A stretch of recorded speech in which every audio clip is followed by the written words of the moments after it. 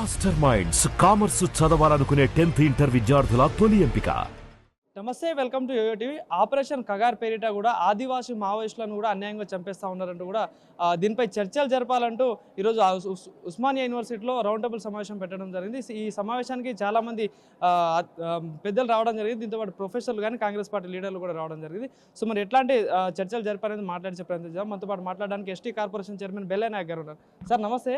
So ఈరోజు round table సమావేశం పెట్టారు. ఏదైతే ఆపరేషన్ కగార్ పేరిట మావోయిస్టులను చంపేస్తా ఉన్నారు, ఏంటి దీనిపై కాంగ్రెస్ పార్టీ స్టాండ్ ఏంటి, మీరేం చెప్తారు? కాంగ్రెస్ పార్టీ మావోయిస్టులను కంట్రోల్ చేయాలనే ఉద్దేశంతోనే ఆపరేషన్ కగార్తోనే అడవులకు ఆర్మీని పంపించింది ప్రభుత్వం. ఇవాళ మావోయిస్టులే చర్చలకు వస్తామంటున్నారు. చర్చించి సమస్యను పరిష్కరించాల్సినటువంటి అవసరం ఉంది. కాంగ్రెస్ పార్టీ ఎప్పుడు శాంతిని కోరుకుంటుంది, రాజ్యాంగబద్ధ పాలన కోరుకుంటుంది.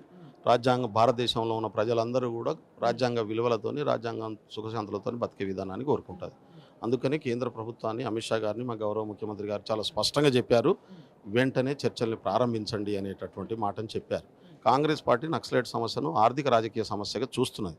ఆర్థిక అసమానత్వము, రాజకీయ అసమానత్వము, సామాజిక అసమానత్వం పరిష్కరించకుండా ఈ సమస్య పరిష్కారం కాదు. కాబట్టి వాటిని పరిష్కరించడం కోసం ప్రభుత్వ పరంగా జరగాల్సినటువంటి చర్యలు ఏమున్నాయనేది ఆలోచించి పరిష్కరించాలి. సరే, పరిష్కారం చేయలేదు కాబట్టి వీళ్ళు పుట్టిరు కాబట్టి అది పరిష్కరించడం కోసం ఇలా చర్చలకు వస్తున్నప్పుడు చర్చించాలి.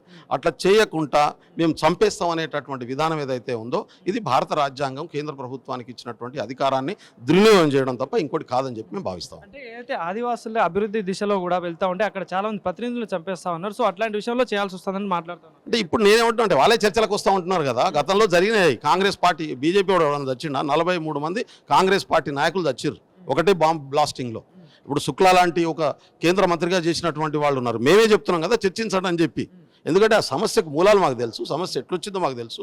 పరిష్కరించే పద్ధతి చేయాల్సినటువంటి బాధ్యత కేంద్ర ప్రభుత్వం మీద ఉంది. ఇవాళ ఒక రాష్ట్రంలో ఉన్నటువంటి సమస్య కాదు. కాబట్టి గౌరవ కేంద్రం మా ప్రధానమంత్రి మోడీ గారు, అమిత్ షా గారు దీని మీద సానుకూలంగా స్పందించి వెంటనే నిర్ణయం తీసుకోవాలి, చర్చల్ని మొదలు పెట్టాలి.